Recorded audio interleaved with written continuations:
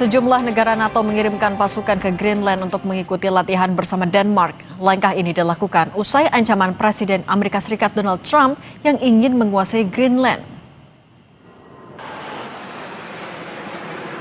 Presiden Prancis Emmanuel Macron menyatakan militer Prancis sudah berada di Greenland untuk memperkuat komponen darat, laut, dan udara. Pengiriman pasukan militer Prancis ke Greenland dilakukan usai tidak adanya kesepakatan antara Denmark, Greenland, dan Amerika Serikat terkait masa depan Pulau Arktik.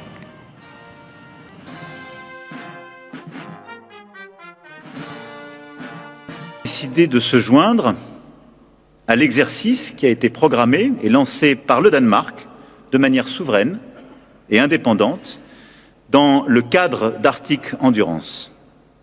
Une première équipe de militaires français est déjà sur place et sera renforcée dans les prochains jours par des moyens terrestres, aériens et maritimes. C'est le rôle que la France doit jouer, celui d'être disponible face à l'évaluation de la menace, de savoir s'adapter et d'être aux côtés d'un État souverain pour protéger son territoire. Sementara militer Denmark sudah terlihat di Greenland sejak hari Kamis setelah secara resmi mengumumkan akan meningkatkan penjagaan militer di Greenland. Kapal Angkatan Laut Kerajaan Denmark terlihat berpatroli di perairan lepas Pantai Nuuk. Denmark mengumumkan akan meningkatkan penjagaan di militer bersamaan dengan pertemuan perwakilan Denmark dan perwakilan Gedung Putih di Washington.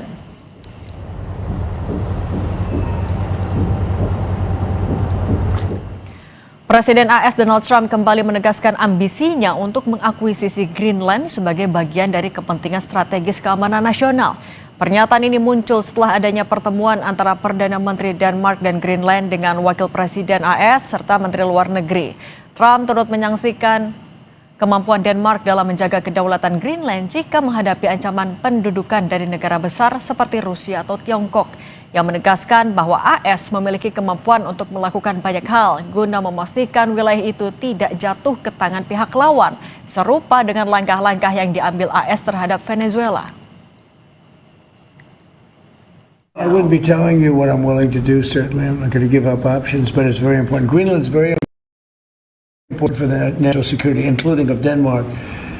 And the problem is there's not a thing that Denmark can do about it if Russia or China wants to occupy Greenland. But there's everything we can do. You found that out last week with Venezuela. There's everything we can do about things such as that. Not going to happen. I have a very good relationship with Denmark, and we'll see how it all works out. I think something will work out. Sejumlah negara NATO mulai mengirimkan pasukan untuk menjaga Greenland usai pertemuan antara perwakilan Amerika, Denmark, dan Greenland. Presiden Amerika Serikat pun ngotot untuk menduduki Greenland. Seberapa serius rencana AS masuk Greenland? Kita bahas bersama ahli pertahanan Udayana, Evata Filomeno Borromeo Duarte. Selamat petang, Mas Evata. Selamat petang, Mbak. Terima kasih. Mas Evata, kalau melihat pernyataan dari Trump dan berbagai apapun yang dia lakukan, seberapa serius Anda melihat ambisi Trump untuk mengakuisisi atau invasi ke Greenland?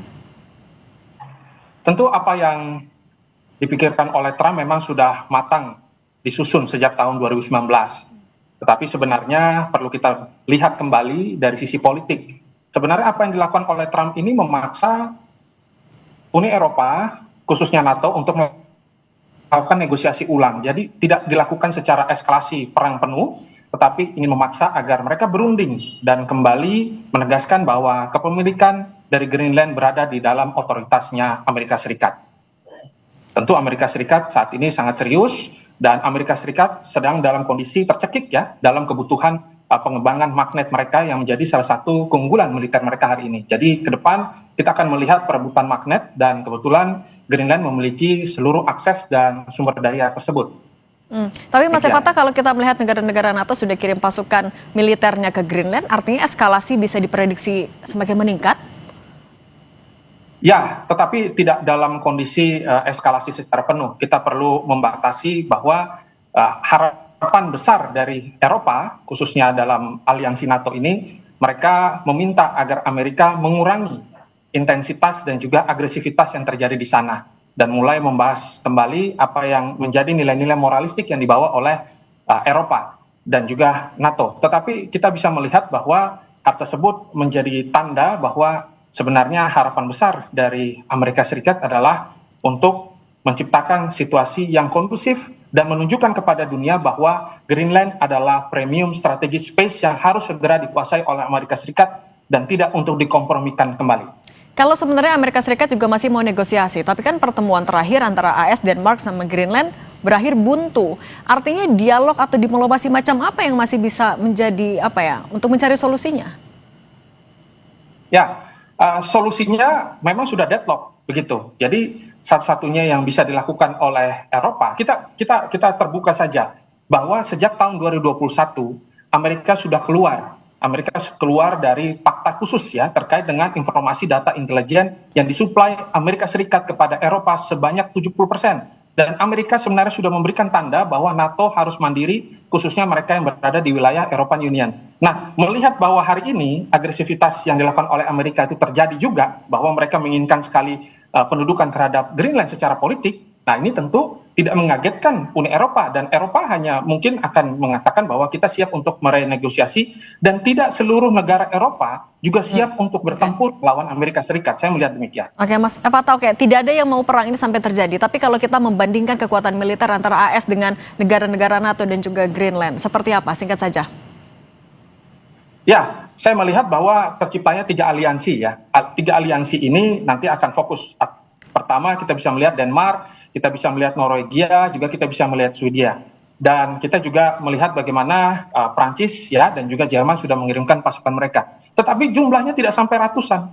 Ini tanda bahwa sebenarnya yang mereka harapkan adalah nanti ke depan mereka bisa mengatur kembali ya posisi-posisi serta batas-batas teritori yang ada. Dan perlu diingat bahwa Greenland ini wilayah sangat luas. Tidak mungkin juga Amerika Serikat melakukan pendudukan skala penuh seluruh titik di Greenland itu dikuasai. Dan kita melihat bahwa Amerika sedang memiliki fokus yang sangat tajam di wilayah Asia Pasifik dan juga sekarang di wilayah Mediterranean ya, khususnya di Timur Tengah. Inilah yang saya lihat sebagai alasan logis kenapa Amerika inginnya ada diplomasi ulang. Dan keseriusan ini sudah 90%. Oke, diplomasi ulang ini yang juga kita harapkan bisa mendapat tidak deadlock lagi, ada solusi. Mas Evata, ahli pertahanan dari Udayana, terima kasih sudah berbagi bersama kami. Saya selalu Mas Evata. Terima kasih, Mbak. Sampai ketemu lagi.